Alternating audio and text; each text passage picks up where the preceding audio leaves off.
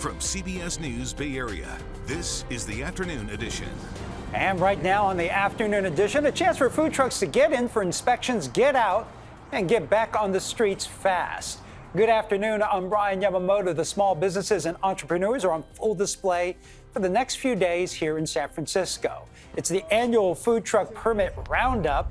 For the next 4 days, food trucks will be able to pull up to a parking lot, get inspected, get permits from the Department of Health and Fire Department. This one-stop shop means the city's 750 food trucks can get everything they need in about half an hour. Food truck owners say it streamlines a process that would normally take days and cost hundreds of dollars. It can get done, but of course it's just more steps. It's having to make appointments, having to take time specifically for that when we already have, we're already busy with our work. So this one-stop shop that you're in and out of half an hour, so good. Well, the fire marshal says they've been doing this food truck roundup for about 30 years. If you want to get a look at the food trucks, this is all happening at the Alamany Farmers Market in their parking lot. Well, there's broken glass on the sidewalk and plywood on the windows after a Lululemon store was broken into overnight. This is on 4th Street in Berkeley. Police say it happened just after 1 in the morning. When they got there, they saw a black car parked in front of the store. It took off. They're still looking for the suspects. Fremont city leaders are changing their recently passed camping ban. The council voted to revise the policy, removing language that anyone aiding or abetting encampments could be arrested. Enforcement starts immediately, though. But homeless advocates maintain the city needs to scrap the ban altogether. Our Kevin Coe caught up with some people who worry they have nowhere to go.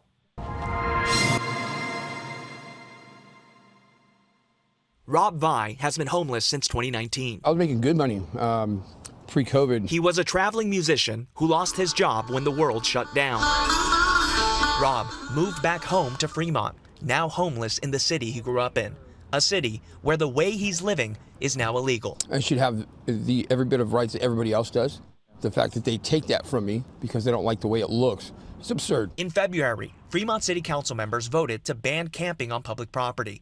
It included a controversial clause, making it illegal for anyone to aid or abet anyone at an encampment. City Council members say they will vote to remove that section entirely and clarify the ordinance does not ban donations. Advocates and outreach workers who worried they'd be prosecuted for providing aid say it's not enough. They spoke out in front of City Hall before the council vote. You can give, but the person to whom you give has no right to possess. City officials say the camping ban will focus specifically on high crime areas causing safety hazards. But advocates and people like Rob don't believe enforcement will stop there. They have the nerve to say, well, we're not going to go out of our way to do anything really like that. But no, you give the possibility of doing that. Once you give the possibility to do that, they're going to do it. Sitting next to Rob is Jose, one of many now trying to figure out where to go if he's moved. City Hall, right in front. Why? Where else can I go? Rob also plans to stay in his hometown, even as his support network is drying out. Everybody I almost grew up with is no longer in this town. They've been pretty much priced out. And I think that's just absurd. Well, earlier this week, San Francisco Mayor Daniel Lurie unveiled his year-long plan to tackle homelessness. It calls for changes to the city's street outreach teams and aims to add 1,500 shelter beds within 6 months. There are also plans to review how the city is spending money on homeless programs. Okay, to First Alert Weather right now, let's give you a live look outside, looking at the Coit Tower right there, standing nice and tall right now, but a little bit more gray outside than it was yesterday.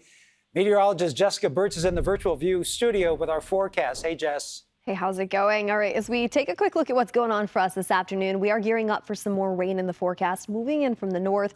It happens pretty fast as we head into the afternoon hours and evening hours tonight. Now, starting around 7, 8 o'clock, areas like Santa Rosa all the way down into Novato will get splashed first with this.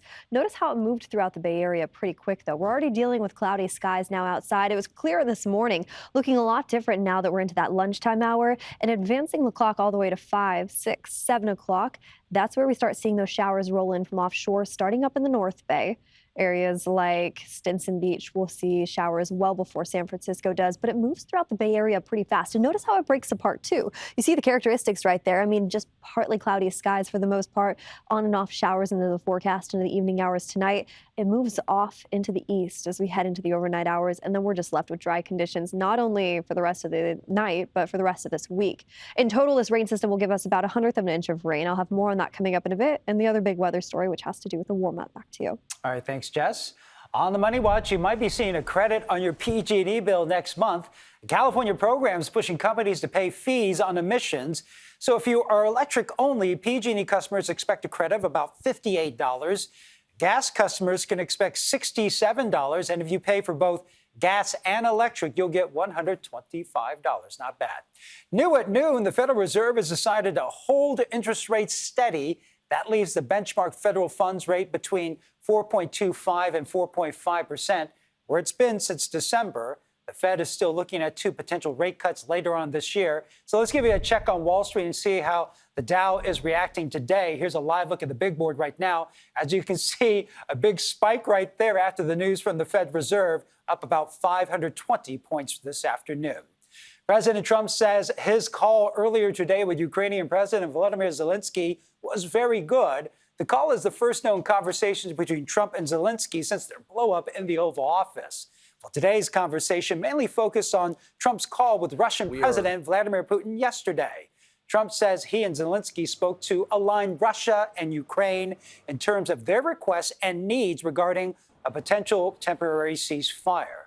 According to the White House, leaders agreed to a partial ceasefire covering energy and infrastructure, but Russia has not agreed to a full 30-day ceasefire. Meanwhile, the Trump administration is facing a series of legal setbacks.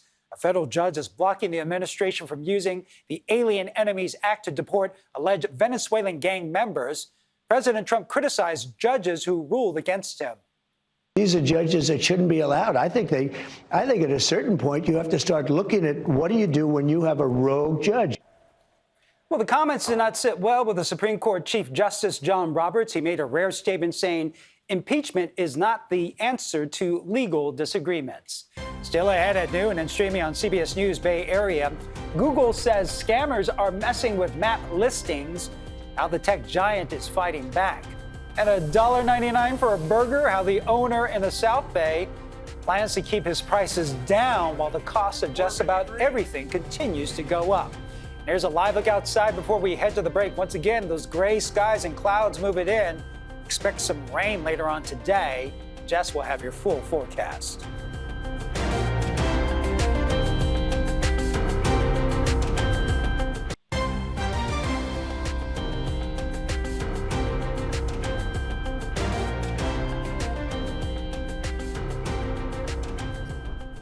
Google says it's taking legal action against scammers who manipulated searches on its map apps. The company says it has discovered about 10,000 profiles that created fake businesses or took over existing business listings and replaced them with another number. On CBS Plus, Google's general counsel explained how consumers are impacted. Effectively, it's a bait and switch. They called the number listed on the listing. The person connected them with a different locksmith than the business that was listed. And once that locksmith arrived to the home, they might charge a significantly higher price for that service. Google says it has removed scam profiles from Google Maps and filed lawsuits against individuals who created those fake profiles. Well, at a time when prices of everything seems to be going up, an eatery in San Jose is still living up to its promise for selling affordable burgers. Campus Burgers is charging just $1.99 for each burger, and the owner tells our Suji Nam he's not planning on raising that price anytime soon.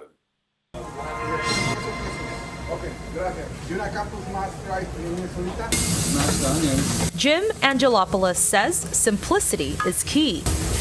A simple burger with a simple price. It's not often you can get a non-fast food burger for less than $5. And here at Campus Burgers, a hamburger will cost you $1.99. We serve people within literally 2 minutes, and that's our goal. Jim opened his burger shop, Campus Burgers, in San Jose about 7 months ago. Over 1,000 tickets a day, probably 1,600 burgers and double cheeseburgers a day. Which means he serves 350 pounds of meat every day, along with 600 pounds of potatoes daily for fries. But in a time of increasing living costs, Jim says his eyes have been on one goal. Order 53. To serve fresh burgers the affordable way. He spends about $30,000 on meat patties every month and is concerned that inflation will impact his future costs. Although the meat has gone up a little bit, it's still, that's my biggest concern is the meat prices in order to keep that $1.99 price. Jim adds that while his potatoes and onions are sourced locally, their packaging, like the wrappers and to-go bags sourced from China, could go up. But despite this all, no, I will not raise prices. Jim says while his margins are low, he is profitable and will continue to keep his mission of serving affordability. Thank you very much. Something that William Thompson, a now regular customer, appreciates. I like cooking a lot at home, but because this place is so convenient and cheap, it makes it a lot easier to come in and check it out. Overall, everyone's dealing with the same things inflation-wise, from grocery to gas prices, and it's just something we got to deal with. And Jim, who has been in the food service industry for years, says he came up with this business model after seeing how pricey many dishes on a restaurant menu can be. My goal is to always keep that burger as long as I can for $1.99. And he hopes he can share his passion with the community, one hamburger at a time. Well, March is Women's History and Empowerment Month, and today we are celebrating a nonprofit fueling girl power with power tools. Berkeley's Girls Garage is building community and confidence by teaching carpentry, welding, architecture, and engineering skills to girls, laying a foundation for future women leaders in traditionally male-dominated areas. I don't love the word empowerment because I feel like it implies we're giving power to people that didn't already have it. And the students that come here are already quite powerful. And all we're doing is sort of removing the boundaries for them to exercise their power to the nth degree. I'll have their full story of Girls Garage for you coming up at 5 right here on KPIX. Okay, back to our first alert weather right now. Let's give you another live look outside. This one from our Mount Diablo camera looking at the East Bay. Little cloudy, maybe some slight chances of blue skies out there. I don't know. Maybe the sun's still trying to fight it. But Jess, that rain is coming our way. Yeah, we're starting to see a lot more clouds rolling in, which makes it hard to see that sunshine for sure. So here's what's happening. Into the evening hours tonight, just around 6, 7 o'clock, we start watching these cloudy skies become rainy widespread throughout the North Bay. It starts around 6 o'clock up near Santa Rosa. Notice how you see light to moderate rain, just indicated in that green and yellow color, all the way up in areas like Clear Lake too. Now into the overnight hours tonight, that continues to track to the south. Notice how as we head into the 9, 10 o'clock hour, really, it's just a broken apart light rain system that's moving through. So on and off showers are forecasted for us widespread throughout the Bay Area. That clears up and moves off to the east into the early morning hours tomorrow. We're left with cloudy skies for our Thursday, Friday, and Saturday forecast. In total, from tonight's rain system, we're only going to see close to around 1/100 of an inch of rain, anywhere from Santa Rosa all the way off into the East Bay and the Santa Clara Valley too. And after today, we're seeing dry days ahead of us, especially as we head into this weekend's forecast. Not a drop of rain in sight. If anything, it's quite the opposite. We're actually experiencing high pressure, and that's going to warm us up and dry us up right around the corner. I'll have more on that in a second. In the meantime, our rainfall versus average, this is important to note. This was updated just 2 days ago. We're at 99% in San Francisco. We are well above average for this time of year up into the North Bay. It's places like the Santa Clara Valley and Livermore off into the East Bay that could use some help. So we continue to keep a close eye on every single rain system that moves its way in hopes that those numbers start to increase. In the meantime, here's what we're also looking at. Daytime highs today sitting in the low 60s, widespread throughout the Bay Area with some upper 50s trickled in there. Notice this big warm up right around the corner. I mentioned high pressure building in from offshore as we head into this weekend. That's going to warm us up and dry us up with sunny skies as we head into early next week. 70s in the forecast for the Bay. Look at our inland forecast. We jump from the 60s to the 80s just within a 6-day period, and we hold on tight to the 80s as we head into Monday and Tuesday. I'll keep you updated on that forecast and these rainfall totals here in the Weather Center. For now, back to you. Jess, you had me at 80s. Coming up, it was a find like a Willy Wonka golden ticket. How a kid is about to cash in on this very special rookie baseball card. Well, time is running out if you want to bid on a baseball card that's become something of a pop culture phenomenon. The auction closes Thursday evening for this one-of-a-kind card featuring 2024 National League Rookie of the Year, Paul Skeens of the Pittsburgh Pirates. An 11-year-old card collector in Los Angeles found it in one of the packs he received for Christmas. The Pirates offered him all sorts of perks to trade for it, including 30 years of tickets right behind home plate. But the kid said no deal. Decided to put the card up for auction instead.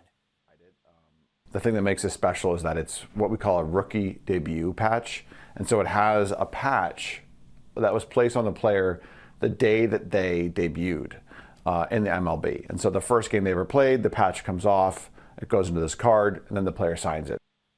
Well, as of Tuesday morning, the top bid was $780,000, slightly less than Skeen's salary for the year. Fanatics Collect is donating its commission of the sale to the Los Angeles wildfire relief efforts. That's it for the afternoon edition. Remember, we're streaming 24/7 on the free CBS News app. Our next newscast is at 5 o'clock. Hope you have a great afternoon.